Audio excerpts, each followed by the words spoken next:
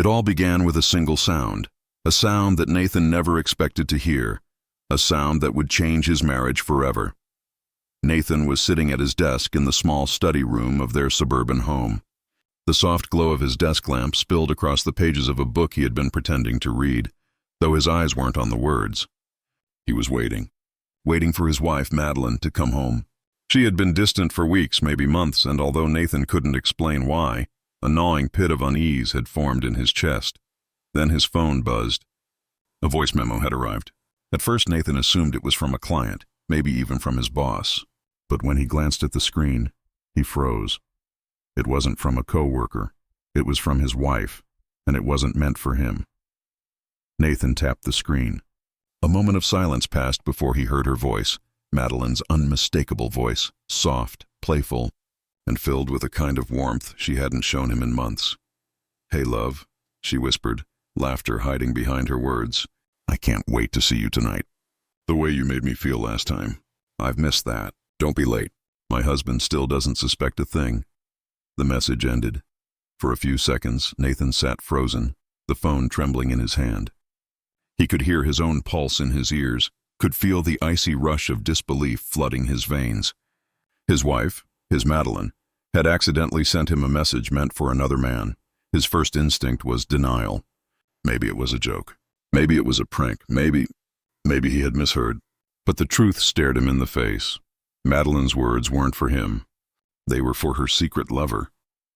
Nathan's body shook as the realization spread through him like fire. He dropped the phone onto the desk and pressed both hands into his face. The woman he loved, the woman he had built a life with, was betraying him. But after the first wave of grief, something else rose inside Nathan. Not just anger, not just heartbreak, something colder, sharper, a resolve he had never known before. He would not scream, he would not beg, he would not fall to pieces in front of her. No, if Madeline wanted to play with fire, then Nathan would become the storm. That night, when she returned home, Nathan said nothing. He kissed her on the cheek, asked about her day, and pretended everything was fine. Madeline smiled faintly, distracted, as she scrolled through her phone. She didn't even notice the way Nathan's eyes lingered on her, memorizing her every move. She believed he was clueless, but he wasn't. Over the next week, Nathan quietly gathered evidence. He checked phone records, traced late-night work meetings, and found hotel receipts she had hidden in her email. He didn't confront her, not yet. Instead, he built a case piece by piece, until he had everything he needed. Madeline continued her charade, sending texts late at night, sneaking calls in the bathroom, and smiling at her phone when she thought he wasn't looking. She had no idea her husband was documenting every betrayal, every lie, every betrayal-laced giggle she thought she could hide. While Madeline lived her secret double life, Nathan lived a double life of his own. By day, he was the patient, quiet husband she believed would never question her. By night, he was a strategist, a man calculating every move with precision. And while Madeline spent stolen nights sipping wine with her lover, Nathan spent those nights meeting with lawyers. He discovered something else in those meetings, something that gave him the upper hand. Madeline, in her carelessness, had left trails that not only exposed her infidelity but also endangered her role as a mother. Records of her neglect, proof of her leaving their young son unattended while she slipped away to meet her lover, receipts that showed she prioritized secret getaways over her child's needs. Nathan knew then, this wouldn't just be about divorce. This would be about custody. Days turned into weeks. Nathan's plan solidified. The storm inside him grew colder, more calculated. He played his role perfectly, never raising suspicion, never letting her see the truth behind his calm smile. And then, the night arrived. The night that would change everything. Madeline told him she was going away on a girls' trip. Nathan nodded, kissed her goodbye, and wished her fun. As soon as she left, suitcase rolling out the door, Nathan went to work. Within hours, he had locked down their joint accounts, secured temporary custody of their son, and prepared legal documents with the help of his lawyer. He packed her belongings carefully, clothes, jewelry, little trinkets she had once claimed were precious, and placed them into boxes. Each box was stacked neatly by the door. By the time Madeline returned from her so-called trip, The house would no longer be hers. Meanwhile, Madeline enjoyed her paradise. Sunshine kissed her skin, waves lapped at her feet, and cocktails sparkled in her hand. She laughed, carefree, believing Nathan was at home sulking, clueless, waiting like a loyal dog for her return. But Nathan was not waiting. He was rebuilding his world without her. Every detail was arranged. Every thread tied. He even placed the voice memo, the one she had sent him by mistake, into a carefully organized folder of evidence. That single mistake, that tiny slip, had opened the door to her downfall. When the day of her return finally came, Madeline walked through the front door expecting normalcy. She expected Nathan to greet her with quiet frustration, maybe a bitter argument, maybe a cold shoulder. What she found instead stopped her in her tracks. The house was bare. Her belongings were gone. The locks had been changed. And on the kitchen table sat a manila envelope. Inside were divorce papers and evidence and custody agreements. Her laughter died in her throat as she flipped through the pages. Each photo, each document, each screenshot was a knife in her chest. Her husband hadn't just discovered the truth, he had documented every detail. By the time she finished reading, she realized something terrifying. Nathan hadn't simply caught her, he had outplayed her. That was just the beginning. The courtroom would reveal even more. The judge's eyes had hardened as he reviewed Nathan's carefully built case, and Madeline's smirk had finally vanished. But that part of the story, what unfolded in the cold, echoing halls of justice, was still to come. Because Nathan wasn't finished yet.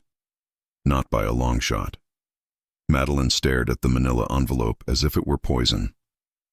Her hands shook as she flipped through page after page of evidence. Screenshots, receipts, recordings, all of it neatly organized and undeniable. The confidence she once carried, the smugness of believing Nathan was clueless, crumbled before her very eyes. She stumbled backward, pressing a trembling hand to her chest. No, this isn't real. He wouldn't do this. But deep down, she knew he would. He had. The husband she thought was weak, blind, and naive had been watching her all along. The very next morning, the storm moved from their home to the courtroom. Nathan arrived early, dressed in a tailored suit, calm and collected. His lawyer carried a stack of documents, neatly bound, prepared to speak with precision and confidence. Madeline, on the other hand, walked in late. Her hair was unkempt, her eyes heavy with sleeplessness, and though she tried to force a smile, her lips trembled. She still believed she could charm her way out of this, but as the judge entered and the proceedings began, she realized charm wouldn't save her. The courtroom air was heavy. Every cough, every shuffle of papers echoed like thunder. Nathan's lawyer stood tall, laying out the evidence piece by piece. "Your Honor," the lawyer began, voice steady, "this is not simply a case of infidelity. This is a case of deliberate deception, neglect, and endangerment of a child's well-being. My client has endured betrayal, but more importantly, his son has endured abandonment." He placed the first piece of evidence on the table, a printed transcript of the voice memo Madeline had mistakenly sent. The courtroom grew silent as her words were read aloud. "I can't wait to see you tonight. My husband still doesn't suspect a thing." Gasps whispered across the room. Madeline's face flushed red, then drained pale. She wanted to speak, to explain, but the judge raised a hand for silence. One by one, the lawyer revealed more. Receipts of hotel bookings, bank statements of secret dinners, even photographs of her meeting her lover while their son was left in daycare far beyond closing hours. Every word was a nail in the coffin of her defense. Madeline's lawyer tried to object, tried to paint Nathan as controlling, but it was useless. Nathan had anticipated every move, every excuse. His evidence was ironclad, and Nathan himself, he didn't gloat. He didn't smirk. He simply sat still, eyes steady, as if the man in front of them wasn't his enemy but merely the executor of justice. That calmness, that restraint, made the judge listen even more. Nathan wasn't seeking revenge out of spite. He was seeking justice out of necessity. When Madeline was finally called to speak, her voice cracked. I made mistakes," she stammered. "But Nathan, he wasn't always there for me. I was lonely." The judge cut her off sharply. "Mrs. Reed, loneliness is not an excuse to abandon your responsibilities as a mother, nor is it a justification for deceit of this scale. Tears welled in Madeline's eyes, but Nathan didn't move. He didn't offer comfort, didn't reach out. The man who once would have taken her hand in compassion was gone. The court belonged to a different Nathan now, one who had risen from heartbreak into icy determination. Hours passed. Witnesses spoke. Documents were reviewed. The weight of truth grew heavier and heavier on Madeline's shoulders until she could no longer sit tall. She slouched, face buried in her hands, whispering to herself, "How did this happen? How did I lose everything?" And then came the judge's verdict. Custody of the child shall be awarded to the father, Nathan Reed, with full rights and protections. The marital assets are to be reallocated based on the evidence presented. The court finds Madeline Reed at fault for the dissolution of the marriage. Divorce is granted effective immediately. The gavel struck. The sound was final, cold, unforgiving. Madeline gasped as if the air had been ripped from her lungs. She looked at Nathan, her eyes wide, pleading. "Please, Nathan, don't do this. We can fix it. We can start over. I'll change." But Nathan stood, collected his papers, and looked at her with a steady calm that chilled her to the bone. "This isn't revenge, Madeline," he said quietly. "This is the consequence of your choices." Then he turned and walked out. Days later, Madeline stood outside the house that had once been hers. The locks had been changed. The windows reflected a life she no longer belonged to. In her hands was a single suitcase, everything she had left. Nathan didn't come outside. He didn't yell, didn't gloat. He didn't need to. The silence was louder than any words could be. Inside, Nathan sat with his son. The little boy climbed into his lap, laughing as Nathan helped him with a toy car. For the first time in months, Nathan smiled. Not the forced smile of a man hiding pain, but the genuine smile of a father who had finally found peace. Outside, Madeline's tears fell quietly. She realized too late that she hadn't just lost her husband. She had lost her family, her security, her future, all for the sake of a secret voice memo that had exposed everything. But the story didn't end with Madeline's downfall. It ended with Nathan's rise. He rebuilt his life, piece by piece, stronger than before. He became more present for his son, more alive in his own skin.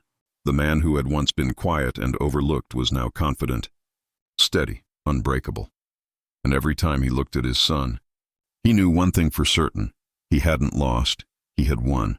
Not through rage, not through cruelty, but through patience, evidence, and an unshakable will. Because sometimes, the sweetest revenge isn't anger, it's freedom. Madeline, meanwhile, faded into whispers. Friends who once admired her distanced themselves. Family who once defended her fell silent. She was left with the echo of her own mistakes, haunted by the knowledge that her downfall had been of her own making. And that voice memo, her careless, thoughtless slip, played over and over in her mind. Like a ghost she could never silence. "Don't be late. My husband still doesn't suspect a thing." But he had suspected, and he had done more than that. He had ended her game forever. The story of Nathan and Madeline spread quietly in their circle of friends. Then outward, it became less about betrayal and more about strategy. Less about heartbreak and more about justice. People whispered, "Did you hear how Nathan outsmarted her?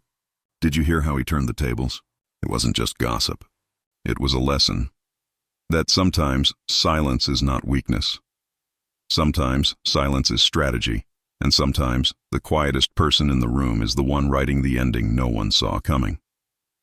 Nathan never bragged. He never gloated. When asked about it, he would simply say, "I did what I had to do." And then he would smile softly, turn back to his son, and live the life he had fought to protect. For him, that was enough. And for Madeline, it was too late.